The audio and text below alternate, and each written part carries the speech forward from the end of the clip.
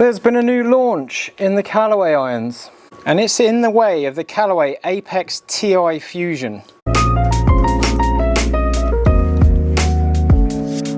Now, when the black version first came out, I really liked it. They're not the cheapest irons, they are rather on the expensive side, but I understand why they are that expensive, because they are fantastic.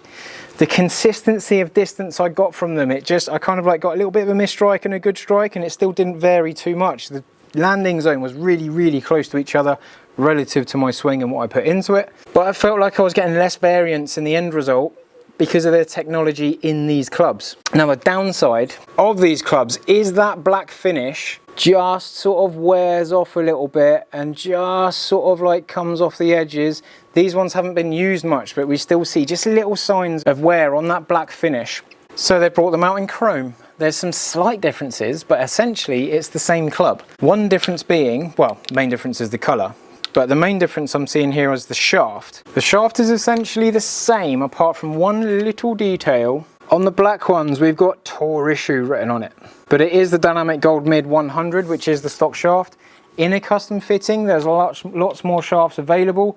But when you don't get the black shaft in these, it doesn't quite have the same feel. So I'd rather just stick with the black shaft in the black heads. If you want custom fit and you suit a different shaft better, I think it might just look a bit better in the chrome head with the chrome shaft. But that's just me. Technology wise, when we see the club head with a hole in the end here, that's where the head is hollow, so in the manufacturing process the heat has to escape somewhere while it's cooling down, and that allows them to get a much thinner face. And there's AI technology behind every club face in these clubs to give us that kind of like more consistent rebound off the face, to give us more consistent distances at the end of its flight. But when you look down at this club, it's not too big. We don't have too much offset, we don't have too much top line.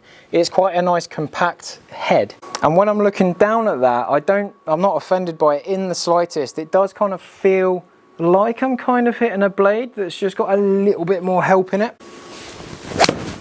But they're very easy off the face. And there's no complaints here. On that, I've got a bit more distance than I normally get out of a 7-iron. It could be a little bit stronger than mine, which will give us just a little bit more distance, but they do what they say on the tin. They do everything they're designed to do. You just might have to pay for the privilege of having it.